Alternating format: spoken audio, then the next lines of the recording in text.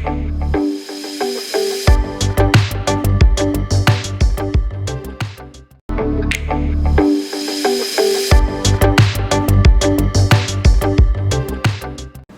students, welcome to my web classroom. Today we will do Merchant of Venice Act 1 Scene 2. Now in Act 1 we were placed in Venice, kind of a masculine environment. We had Antonio, his friends, talk of समंदर, तूफान, अजीब अजीब सी इस तरह की बातें हो रही थी, सैडनेस पे बातें हो रही थी. And then came Bassanio, his plans were discussed, right? Now in this scene, we will go to Belmont, a very beautiful scenic location, Belmont, a beautiful mountain, in sharp contrast to Venice. And also the characters are in sharp contrast to the characters of the previous scene. Here we will see the two beauties, that is Portia and Nerissa. Portia, as already described by Bassanio, is a rich lady of Belmont, and she is eligible for marriage, and there are suitors coming from various parts of the world to try their luck. Now, why do they come from various parts of the world to try their luck? We shall see in this scene. So this scene also outlines what we had done in the scene 1 also. We will have the text, we will have the word meanings, and we will have the literary devices also. Now, why I always refer to literary devices? Because there are definitely questions put to you by the council. What is the figure of speech? What literary device has been used? What is the kind of language used? What is the form, structure, etc. So it's very important to know. It's not just important for Merchant of Venice. You will find that this is important also for your poetry section, right? So let's begin the scene. And we will first see the significance of the scene, that what are the outlines of the scene for us, the key points, right? Now the scene introduces us to Portia. Portia is already introduced to us. We know she is a rich heiress of Belmont. But now we will get to know more about her, because we are going to meet her in person. The way she talks, the way she interacts with her companion or her best, the lady in waiting, that is Nerissa. So we will come to know that she is not only beautiful and rich, but she is also witty, having an agile mind and a sharp intelligence. Witty है बहुत, हाजिर जवाब, तुरंत जवाब देती है, अपने mind से बोलती है एकदम. उसकी इंटेलिजेंस है, हर चीज पे, हर टॉपिक पे कुछ ना कुछ उसके पास कहने के लिए होता है. So we will understand more about her nature. It outlines the device of the caskets. अब वो बात हो रही थी कि पोर्शिया के सूटर्स जो आ रहे हैं वर्ल्ड के दूसरे पार्ट से, वो क्यों आ रहे हैं, what is the condition, how they will be able to win Portia, and the secret lies in the device of the caskets which was actually thought of by her father. Now the father is no more, he is dead. मगर उन्होंने मरने से पहले अपनी will में ये लिखा था कि पोर्शिया की शादी इन कंडीशंस पर होगी, right? It introduces Bassanio as a Venetian, as a scholar, as a soldier. So Bassanio जिसे हम पहले मिल चुके हैं, उसको भी हम और अच्छे से इस सीन में मिलेंगे through the words of Nerissa. जो शायद हमने पिछले सीन में बसानियो के बारे में नहीं जाना, वो हम इस सीन में जान पाएंगे कि बसानियो के बारे में इन दो लेडीज क्या सोचती हैं. It helps us to understand the stereotype suitors who come from different parts of the world. Stereotype, Scotland का है तो उससे पता चल जाएगा कि मोस्टली स्कॉटिश कैसे होते हैं, जर्मन का है तो पता चल जाएगा कि मोस्टली जर्मन्स कैसे होते हैं. इस तरह से जो सूटर्स आते हैं उनको देख के, उनकी हरकतें देख के पता चल जाएगा कि मोस्टली उनके कंट्रीमैन कैसे होंगे. It introduces Nerissa, the second lady, and Nerissa is not just a lady in waiting. She is almost about the same age as Portia, and she makes a good companion to Portia. दोनों में बहुत अच्छी बनती है, दोनों एक दूसरे से बहुत कुछ शेयर कर पाते हैं. So we will see a conversation here between Portia and Nerissa.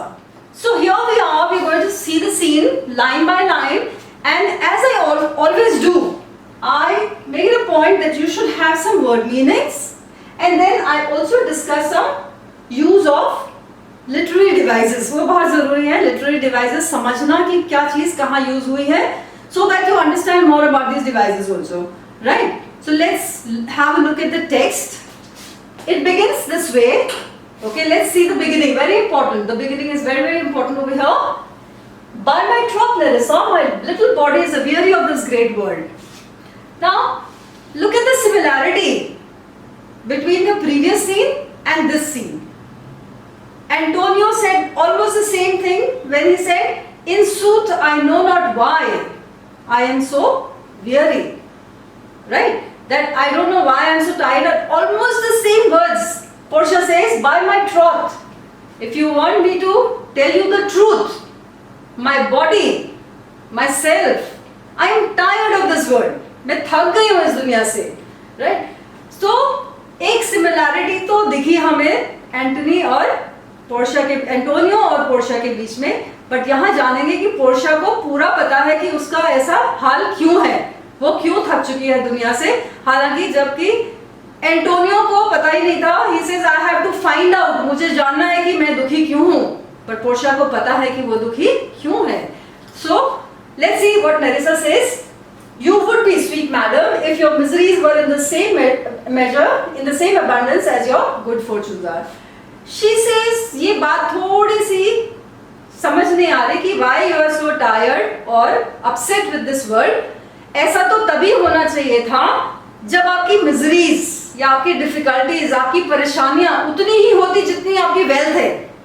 Okay, यानी कि जिसके पास इतना कुछ है उसके पास परेशानियां किस बात की, वो क्यों परेशान होगा. Right? Then and yet for aught I see they are as sick that surfeit with too much as they that starve with nothing. She says, वैसे अगर मेरा ओपिनियन जानना है या जहां से मैं समझ पा रही हूँ चीजों को, तो जिनके पास बहुत ज्यादा होता है वो भी परेशान होते हैं लाइफ में. जिनके पास थोड़ा होता है वो भी परेशान होते हैं लाइफ में. Okay, so it is no mean happiness therefore to be seated in the mean. Therefore, मेरे हिसाब से इंसान को एवरेज में रहना चाहिए. एक ऐसा लाइफस्टाइल अपनाना चाहिए जो कि एवरेज हो, मीन हो. There is a pun on this word. Now the use of this pun over here, okay, they have used this pun. Now what is pun? Pun is a word used in a double meaning. So what is that one word which is used in a double meaning over here? Let's have a look. The word is mean and this mean over here. It is no mean happiness. She says you can't consider it as a small or a poor kind of happiness to be seated in the mean, to have an average kind of a lifestyle, because that is actually, you know, the best kind of lifestyle. अगर जिसके पास average lifestyle होगा, ना ज़्यादा होगा ना कम होगा, वही खुश रह सकता है दुनिया में. Superfluity comes sooner by white hairs, but competency lives longer. She uses a phrase, a proverbial phrase. Superfluity comes sooner by white hairs. जिसके पास ज्यादा होता है वो बहुत जल्दी बूढ़ा हो जाता है, परेशान रहता है. ओके, मे बी उसको और भी परेशानियां हो जाए लाइफ में, क्योंकि उसके पास इतना कुछ है, शायद उसको इसी बात की टेंशन है कि बहुत कुछ है. You know that we call it in English problem of plenty. जिसके पास बहुत कुछ है तो वो समझ नहीं पाता है कि क्या करना है, किस चीज को कैसे यूज करना है. Maybe that is one thing. So जिसके पास कम होता है, कॉम्पिटेंसी लिव्स लॉन्गर. जिसके पास कम है, चिंता ही नहीं है, परेशानी नहीं है, जितना है उसमें अच्छे से गुजारा हो रहा है, तो सेटिस्फेक्शन है लाइफ में.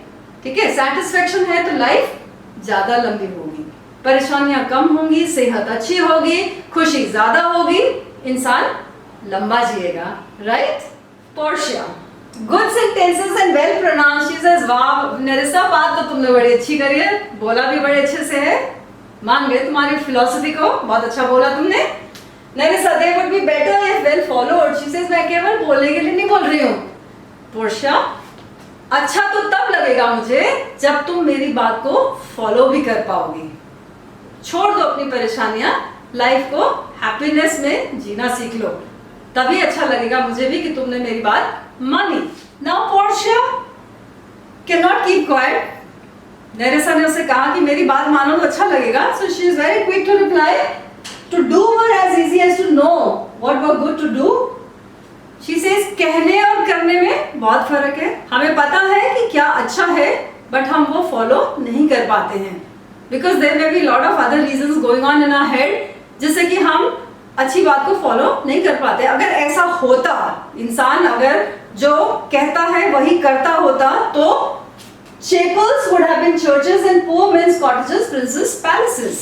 क्योंकि ये सब तो सोचने के ऊपर है, करने के ऊपर है। इंसान अगर समझ जाए कि करना है, जो सोच रहा है वो करना भी है, तो chapels can be regarded as churches, can be regarded as churches, and poor men's cottages as palaces. तो इंसान खुश रहेगा, पुअर मैन भी खुश रह सकता है अपनी कॉटेज को देख के और ये सोच के कि ये पैलेस जितना ही तो है, पैलेस जैसा ही तो है, मैं इसमें आराम से रह रहा हूँ। Okay, so it's all in the mind, but हम कई बार वो चीज नहीं करते हैं जो हमें पता होता है कि वो सही है।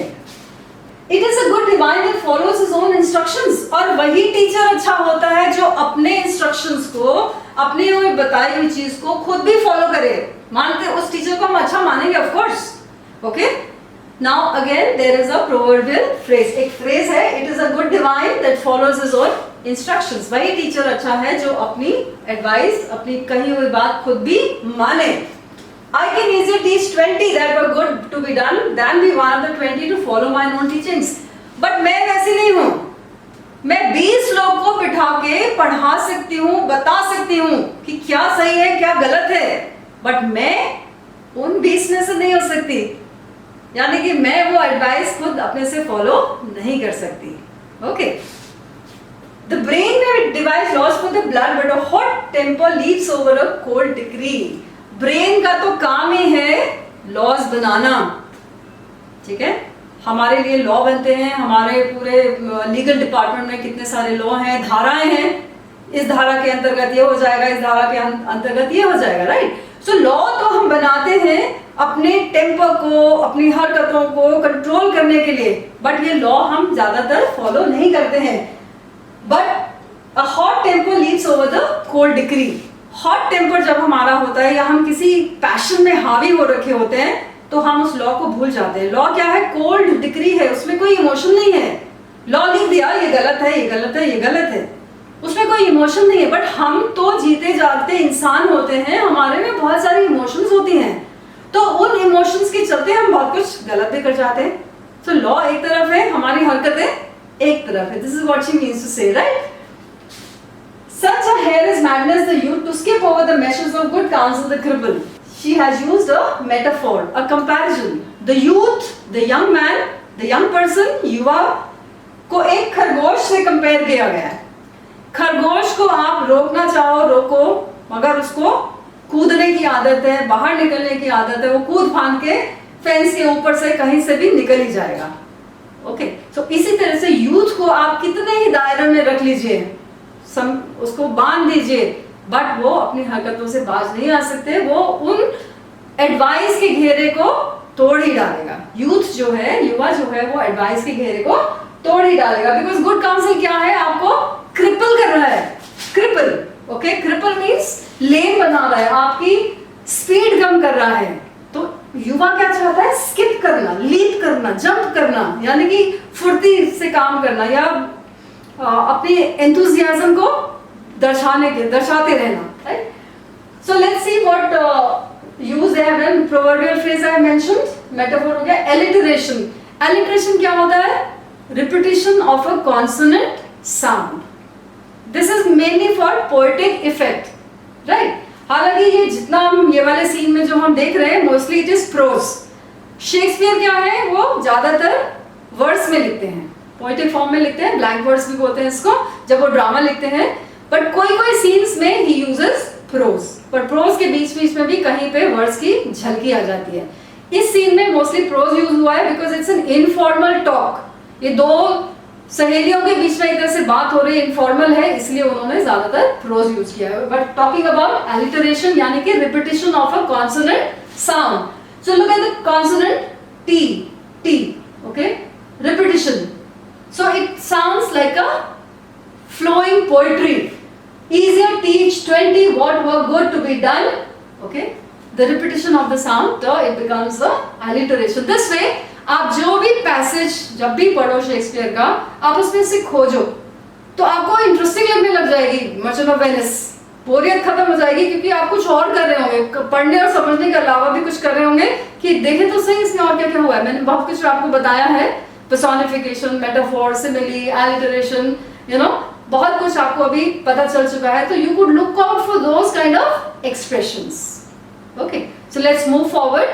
अब पोर्शिया ने नेरिसा को कह तो दिया कि यूथ जो होता है वो अपने मन की करता है, बट उसे पता है कि आज वो अपने मन की नहीं कर सकती। That is why she is sad. Okay, that is why she is tired, because she knows she is restricted, controlled है वो इस समय। यूथ की तरह इधर उधर नहीं भाग सकती या अपने मन की नहीं कर सकती। So she says, but this reasoning is not in the fashion to choose me a husband, not in the fashion, not the proper way. I don't have this liberty. मेरे पास ये अधिकार ही नहीं है कि मैं अपनी लाइफ को अपने हिसाब से जीऊं। It is not in the fashion, not proper. Oh me, the word choose. फिर थोड़ा सा रिफ्लेक्टिव हो जाती है और सैड हो जाती है कि ये जो वर्ड है, ये जो चूज वर्ड है, ये मेरे लिए नहीं बना है। I may neither choose whom I would nor refuse whom I dislike. ये तो मैं कर ही नहीं सकती। ना मैं चूज करके अपने पसंद के किसी पर्सन से शादी कर सकती हूँ, ना मैं अपनी मर्जी से किसी को रिफ्यूज कर सकती हूँ कि नहीं मुझे इससे शादी नहीं करनी है, मुझे बांधा गया है किसी कंडीशन में। So is the will of a living daughter curbed by the will of a dead father. Now we understand why she is so upset. The will of a living daughter, उसकी अपनी इच्छाएं यहाँ पर controlled हैं, बंधी हुई हैं, किससे? उसकी फादर्स विल से। और फादर कहाँ है? डेड है, वो तो है नहीं अभी जिनको वो समझा के उनसे कंडीशन चेंज करवा ले कि प्लीज ये कंडीशन चेंज कर दो, ये थोड़ी डिफिकल्ट है, वो अब हो नहीं सकता, उनकी डेथ हो चुकी है। So she says my desires are controlled by my father's will. So there is a pun on the word will. That is why I have underlined. Again this is a pun. A pun is a word which is used twice with two different meanings. Okay. Is it not hard, Nerissa? She said, Nerissa, अब तुम बताओ, मैंने तुमसे सब share कर लिया, तुम ही बताओ, is it not hard? It is not difficult for me to smile because मैं तो कितना restrictions में हूँ आज, okay? That I cannot choose one nor refuse one.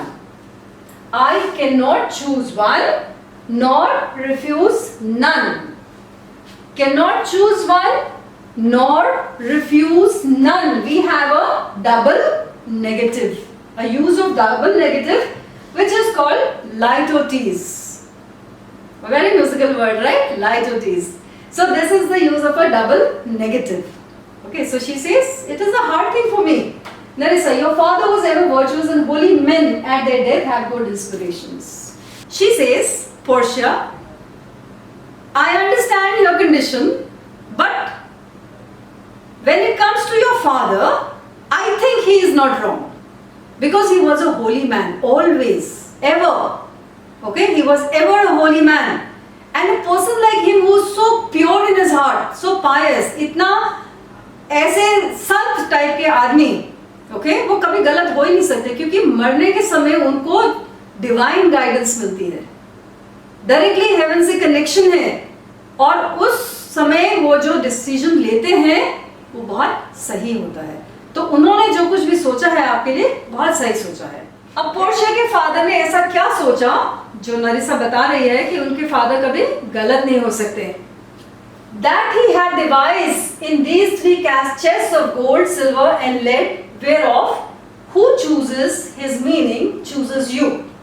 So ये जो उन्होंने 3 कैस्केट्स की लॉटरी डिवाइस करी है, gold, silver and lead caskets की, इसमें बहुत सारा रहस्य छुपा हुआ है, क्योंकि जो भी पर्सन सही कैस्केट को चुनेगा वो तुम्हें चुन पाएगा, इसी में वो रहस्य है।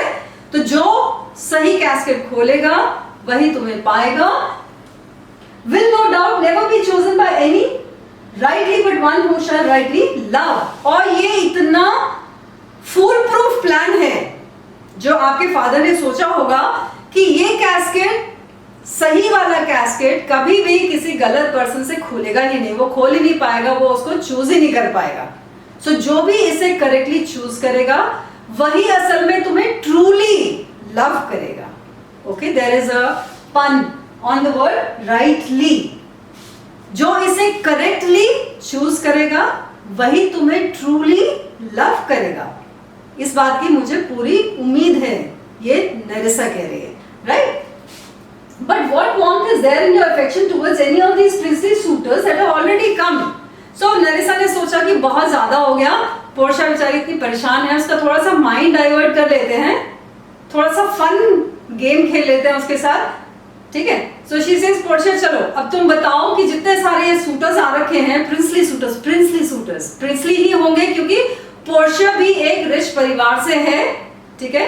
सो उसको मैच करने के लिए ऑब्वियसली प्रिंसली लोग ही आएंगे, ठीक है, as suitors. So she says, tell me about this suitors. क्या ख्याल है तुम्हारा इन सूटर्स के बारे में? Portia, I pray thee overname them and as thou namest, I will describe them and according my description level at my affection. She says, all right, you give me a name, मैं उसको describe करूंगी और जिस तरह की description होगी मेरी, उसके हिसाब से तुम खुद ही अंदाजा लगा लेना कि मेरा उस पर्सन के बारे में क्या विचार है. सो नेरिसा begins naming the suitors that have come. First there is the Neapolitan prince of Naples. Naples is a place in Italy.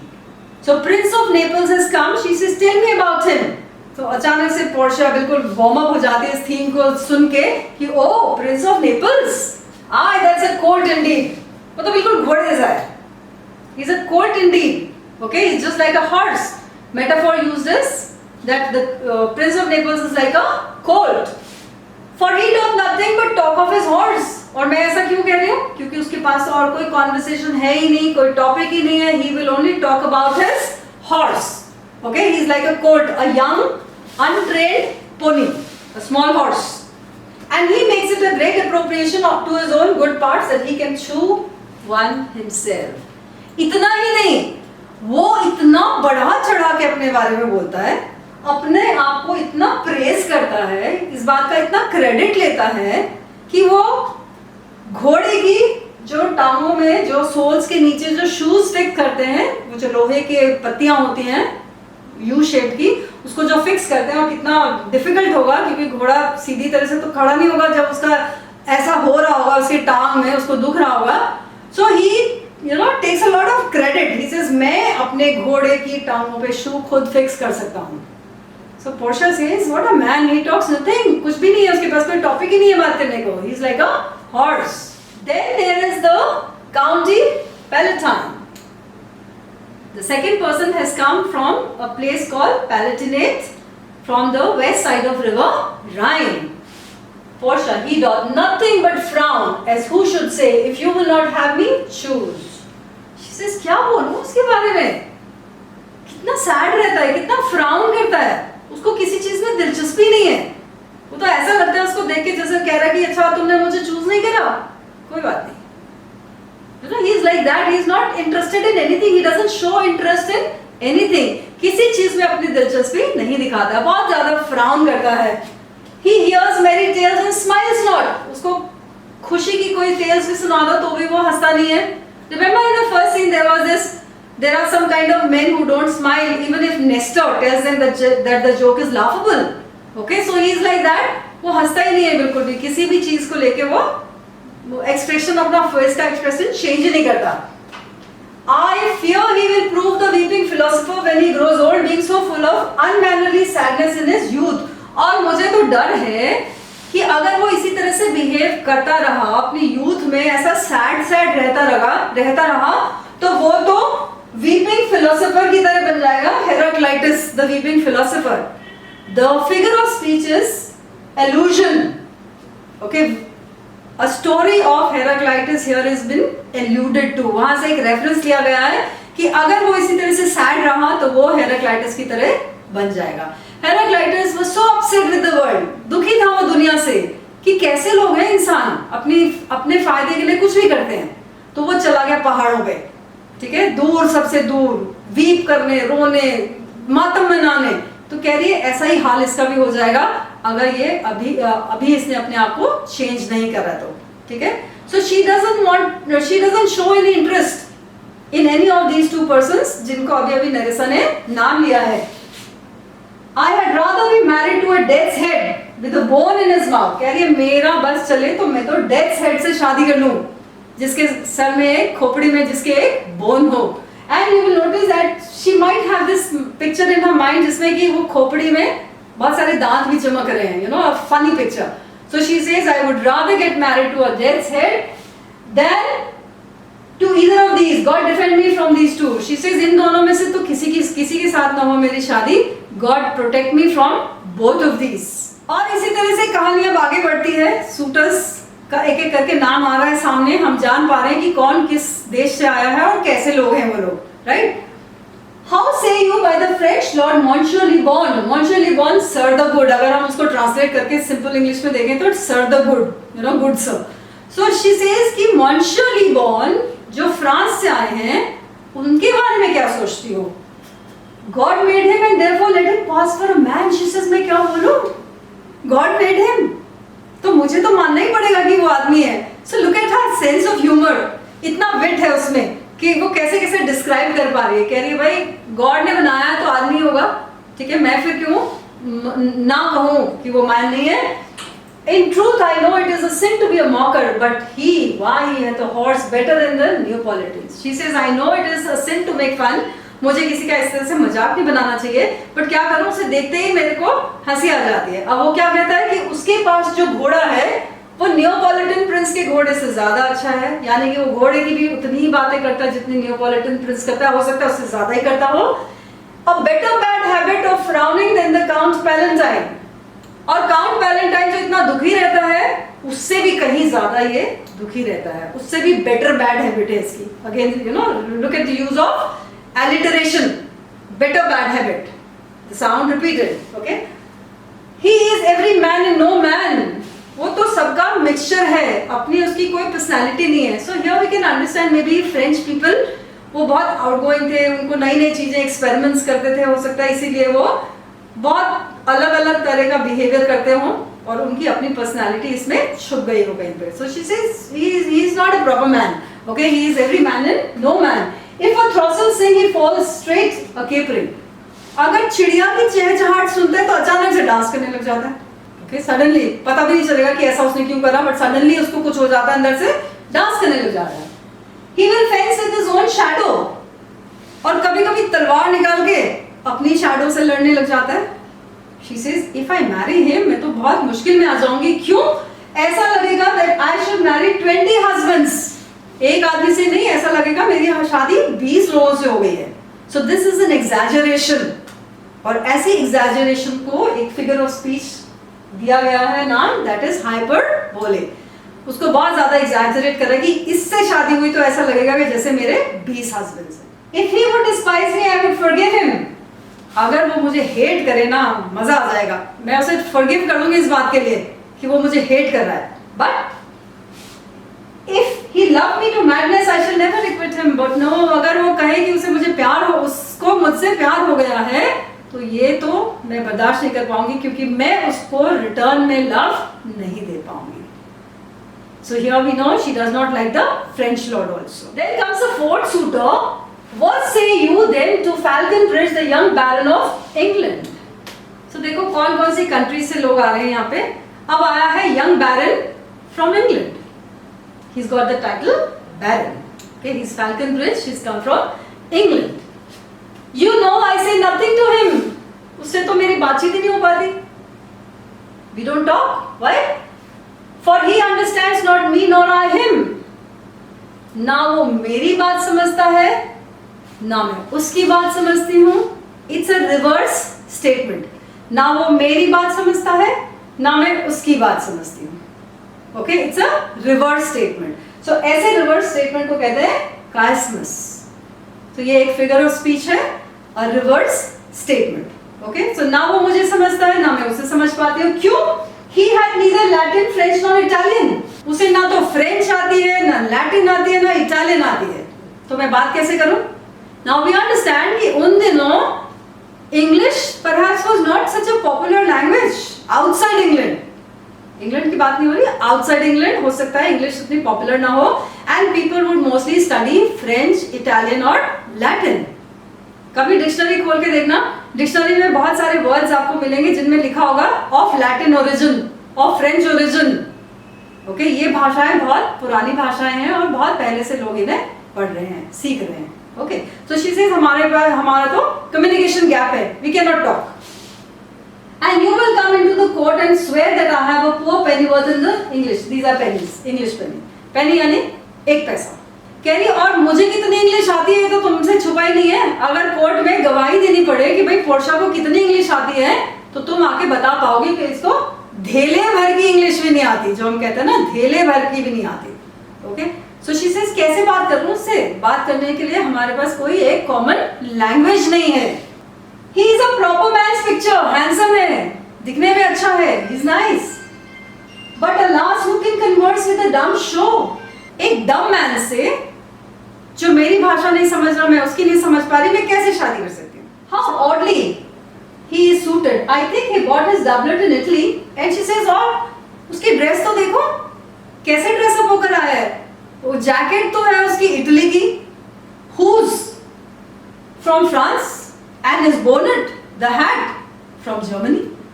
तो कैसा मिक्सचर है, ऑड पर्सन है ये, उसकी पर्सनालिटी भी कैसी है, देखने में अच्छा है, ठीक ठाक है, but I can not talk with him. So falcon bridge की भी कहानी यही खत्म हो गई. पोर्शा को वो पसंद नहीं है क्योंकि उससे बात नहीं हो सकती. So Nerissa now moves on to the fifth one. What think of you the Scottish lord his neighbour. Scotland जो है वो इंग्लैंड के बराबर में कंट्री है. तो शी सेज वहां से भी जो प्रिंस आया हुआ है, स्कॉटिश प्रिंस, उसके बारे में क्या ख्याल है. ओके, एक्साइटमेंट दिखाना चाह रही है कि अब बताओ उसके बारे में क्या ख्याल है. तो Portia says that he had a neighbourly charity in him. कह रही वो उसमें बहुत काइंडनेस है अपने नेबर के लिए. तो यहाँ हम देखते हैं कि पोर्शा कितना मजाक कर सकती है. Okay, actually she wants to make fun of this man. वो काइंडनेस उसका वर्ड यूज कर रही है, but actually she wants to say कि कितना बुज़दिल है, हिम्मत ही नहीं है उसमें, कितना डरपोक है वो. कैसे? That he had a neighborly charity in him, for he borrowed a box of the ear of the Englishman and swore he would pay him again when he could.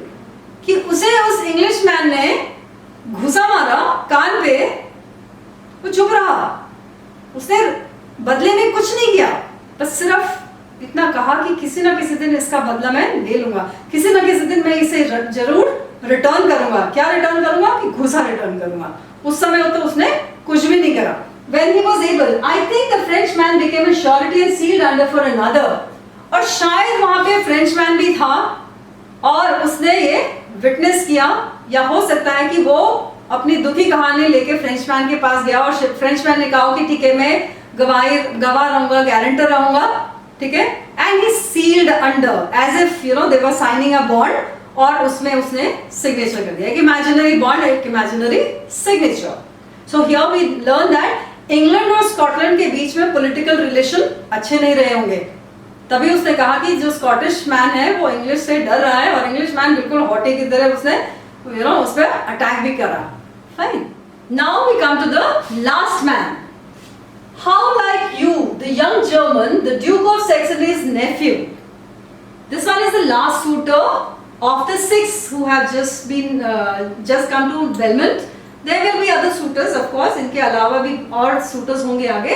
So she says, what is your opinion about this young man, the nephew of Duke of Saxony? Very wild in the morning when he is sober. She says, वो बिल्कुल नहीं अच्छा लगता मुझे. सुबह तो बिल्कुल ही नहीं अच्छा लगता, जब वो थोड़ा सा उसका बिहेवियर अच्छा होगा, शायद सोबर होगा, बिल्कुल नहीं अच्छा लगता. Most wild in the afternoon, और शाम होते होते तो मुझे वो और भी नहीं अच्छा लगता, बिल्कुल भी नहीं अच्छा लगता. He is not the right kind of person. Why? When he is drunk, because शाम होते होते तो वो पूरी तरह से drunk हो जाता है. Okay, he is fully drunk by that time. When he is best, he is a little worse than a man. और जब उसके हिसाब से उसका सबसे अच्छा बेस्ट बिहेवियर होता है, तो वो तो मुझे मैन जैसा लगता ही नहीं है. उस समय भी मैन जैसा नहीं लगता. He is less than a man. Then, and when he is worse, he is little better than a beast. और जब वो पूरी तरह से ड्रंक होके घूमता है, तब वो किसी एनिमल से थोड़ा सा ही कम लगता है बस. So here she is referring to this man as an animal. So इस प्ले में ये सबसे पहला रेफरेंस है किसी ह्यूमन बीइंग के लिए एनिमल को कंपेयर, किसी कोई कंपैरिजन लाना. आगे चल के देखेंगे और भी होगा इस तरह की कंपैरिजंस. बट एक प्रिंसली सूटर को इस तरह से कंपेयर करना, हो सकता है पोर्शिया थोड़ा ज्यादा बोल रही है यहाँ पे, बट हम समझ सकते हैं कि उसकी लेवल ऑफ फ्रस्ट्रेशन यहाँ कितना है पोर्शिया का, क्योंकि उसे डर है कि कहीं इनमें से कोई चूज ना कर ले उसको, right? He is little better than a beast, and the worst fall that ever fell. I hope I shall make shift to go without him. She says, बस इतनी बुरी मेरी लक नहीं होनी चाहिए कि ये आदमी मुझे चूज कर जाए. Please God, you know, I should be protected. I can make shift to go with him. I would rather stay away from him. Do in life without him. मुझे ये मैन अपने हस्बैंड की तरह नहीं चाहिए, बिल्कुल नहीं चाहिए. So we have alliteration here also. Very wily, okay? Now Portia is so clear in her statement that she does not want to get married to this man at all, and she is very afraid कि कहीं कुछ उल्टा ना हो जाए. So नेरेसा उसको एक बार को हल्के से याद दिला रही है कि यहाँ पे उसकी मर्जी बिल्कुल नहीं चलने वाली है. Why? If he should offer to choose and choose the right casket, you should refuse to perform your father's will. If you should refuse to accept him, she मत भूलो कि अगर इसने अग्री करा कैस्केट चूज करने के लिए, क्योंकि पहले टर्म्स एंड कंडीशंस उनको बताई जाएंगी, वो टर्म्स एंड कंडीशंस उनको मान्य होंगी तो वो चूज करने के लिए जाएंगे. अगर इसने मान लिया कि वो चूज करने जाएगा कैस्केट और चूज कर भी लिया, तो तुम क्या करोगी? रिफ्यूज कर दोगी. जो आपके फादर ने कहा तुम उसे क्या रिफ्यूज कर दोगे? Therefore, for fear of the worst, I pray thee, set a deep glass of Rhenish wine on the contrary casket. She says, no, Nerissa, no, ऐसा नहीं होना चाहिए. अब हम थोड़ी सी चीटिंग करेंगे, तुम इसमें मेरी मदद करोगे, ठीक है? थोड़ी सी एक चीटिंग होगी कि जब वो जाएगा कैस्केट चूज करने, तो जो गलत कैस्केट होगा ना, उसके ऊपर तुम एक भर के ग्लास वाइन का रख देना, ठीक है? उसको तो वाइन से मतलब है, राइट? एक भर के ग्लास रख देना, बड़ा सारा. For if the devil be within and the temptation without, I know he will choose it. अगर उस ग्लास में डेविल भी हुआ, बट उसको जो टेम्पटेशन होगी उस समय ग्लास देख के, वो इतनी स्ट्रॉन्ग टेम्पटेशन होगी कि वो सीधा वहीं जाएगा और मैं बच जाऊंगी. तो तुम्हें ये काम मेरा करना पड़ेगा. I will do anything that is airy. I'll be married to a sponge. She says, मैं तो कुछ भी करने को तैयार हूँ, बस स्पॉन्ज से मेरी शादी नहीं होनी चाहिए. There's a metaphor. The person is compared to a drunkard. Okay, that's a metaphor. A comparison है. स्पॉन्ज, जिस तरह स्पॉन्ज में पानी भर सकता है, उसी तरह से ये आदमी कितना ड्रिंक कर सकता है. Now Nerissa actually understands what is going in the mind of Portia. उसकी किस तरह की टेंशन दिमाग में बस गई है. Okay, so she tries to console her. Okay, Portia को वो समझाना चाह रही है अब कि दुखी होने की अब जरूरत नहीं है. क्यों? You need not fear, lady, the having any of these lords. They have acquainted me with their determinations. She says, please don't worry, Portia. इन सब ने मुझे बता रखा है कि ये नहीं रुकेंगे. इन्होंने माइंड मेकअप कर लिया है कि ये इस कॉन्टेस्ट में, इस लॉटरी में भाग नहीं लेंगे. So here we come to know कि शायद नेरेसा को पहले से ही पता था, बट उसने पोर्शिया से बताया नहीं. हो सकता है वो थोड़ा सा फन क्रिएट करना चाहती हो पोर्शिया की लाइफ में, या हो सकता है वो यही जानना चाह रही हो कि क्या पोर्शिया को इनमें से कोई पसंद तो नहीं आ गया, कि कल को प्रॉब्लम ना हो, उसका इनमें से कोई सूटर उसके लिए लॉटरी में हिस्सा ही ना ले. Okay, so she says don't worry, which is indeed to return to their home and to trouble you with no more suit. अब वो यहाँ से लौट कर जा रहे हैं और आपसे किसी तरह की रिक्वेस्ट अब वो नहीं रखने वाले, शादी को लेके कोई प्रपोजल नहीं रखने वाले, कोई रिक्वेस्ट नहीं करने वाले, राइट?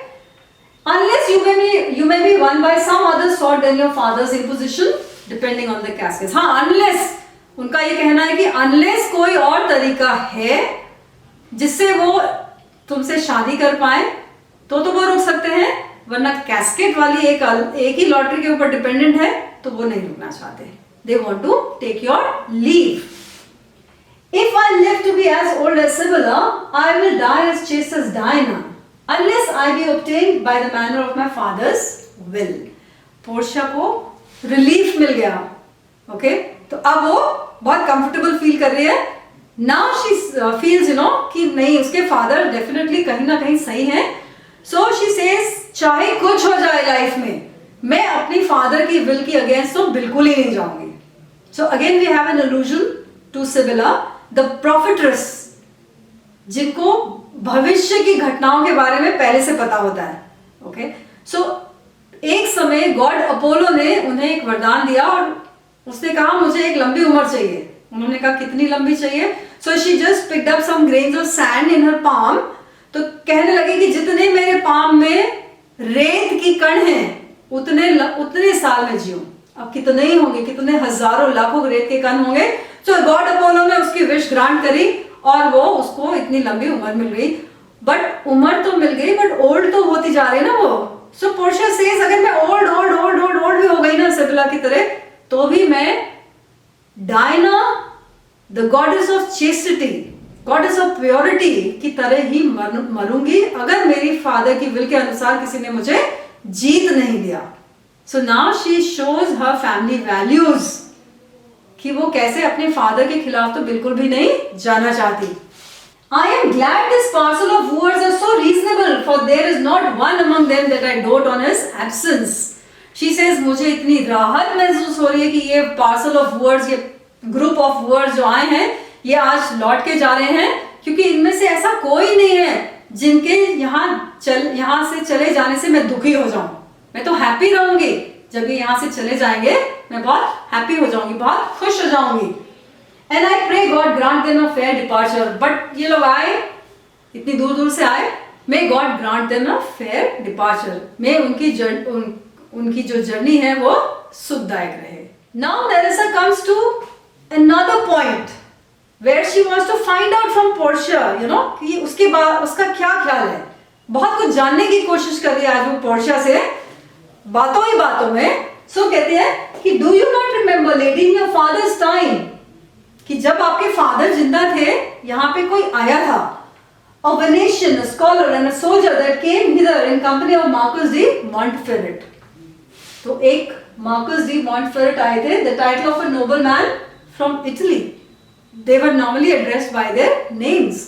So उस समय जब उसके फादर alive थे, उनकी Marcus de Montferrat की कंपनी में एक young Venetian आया था.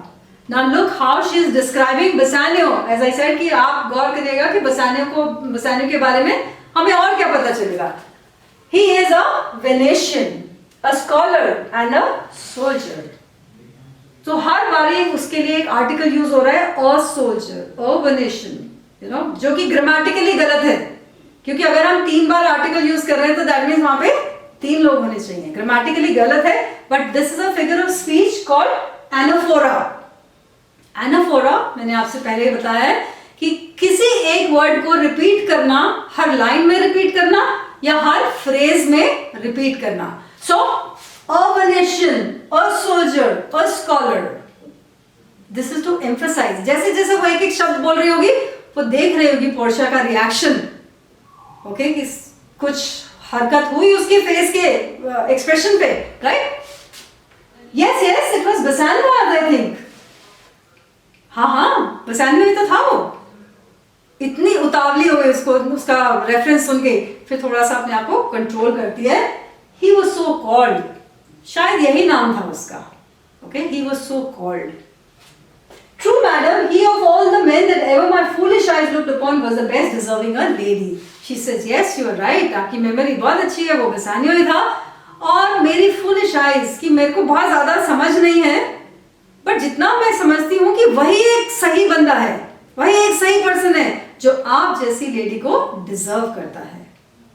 सो here as audience we are happy because Bassanio ने जो कहा था वही सही हो रहा है कि उस लेडी ने उसको आंखों ही आंखों में बताया था कि वो उसे चाहने लगी है. Right? I remember him well, I remember him worthy of thy praise. She says, हाँ मुझे याद आया, अच्छा ही है, अच्छा आदमी था.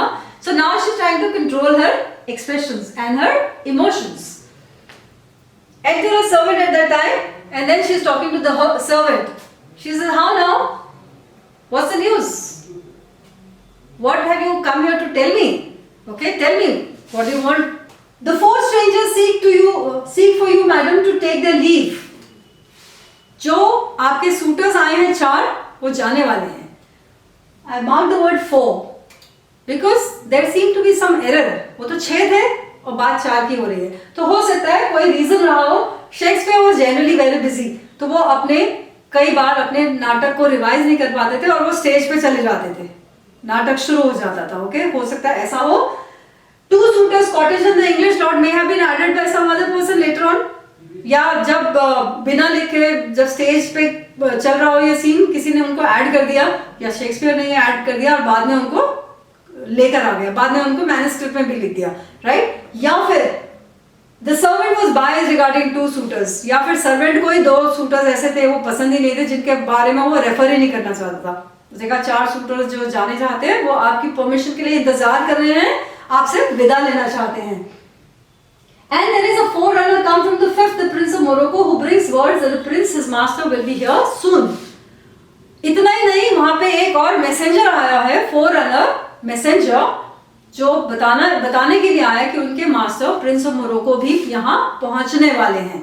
There is an alliteration, repetition of the word of the consonant sound f. Okay, repetition of the sound f. If I could bid the 5th welcome with so good a heart I can bid farewell to the other 4, I should be glad of his approach. This क्या मुसीबत है. मुझे अगर जितनी खुशी उनको bye बोलने में हो रही है 4 suitors को, अगर उतनी खुशी उस 5th को वेलकम करके होती तो मैं जरूर वेलकम करती उसका. बट मेरे मन में बिल्कुल भी इच्छा नहीं है कि मैं उस 5th वाले को या नेक्स्ट सूटर को उतने ही खुशी से वेलकम कर पाऊं जितनी खुशी से मैं इनको बाय कह रही हूँ यहाँ पे. I should be glad of his approach. हो सकता है मुझे खुशी होती बट हो नहीं रही है. If he had the condition of a saint and the complexion of a devil, I would rather he should shrive me than wife me. अगर उसका नेचर एक सेंट जैसा हुआ, होली मैन जैसा हुआ, और उसका कंप्लेक्शन डेविल जैसा हुआ, डार्क कलर का हुआ, मुझे वो पसंद ही नहीं आएगा. चाहे उसका मन सेंट की तरह साफ हो बट उसका रंग तो गहरा होगा डेविल की तरह. So she is alluding to the colours of the skin of Morocco, because Morocco कहां से आएगा? अफ्रीका से आएगा. सो हियर वी अंडरस्टैंड कि पोर्शिया उतने ज्यादा खुले विचारों की नहीं है. Okay, she would not want to get married to a dark skinned person. So अब उसको अंदर से फिर से एक डर सताएगा कि प्रिंस ऑफ मोरोको भी आ गया उसकी as a suitor. Okay, so she says if he would shrive me rather than wife me as a saint, as a holy man, वो मेरी गुनाहों की लिस्ट सुन ले, मुझे माफ कर दे, बट मेरी वाइफ, मुझे अपनी वाइफ न बनाए. So here there is a similarity in the 2 words shrive and wife. Okay, this is assonance, some kind of similarity in the vowels. Okay, the vowel sounds.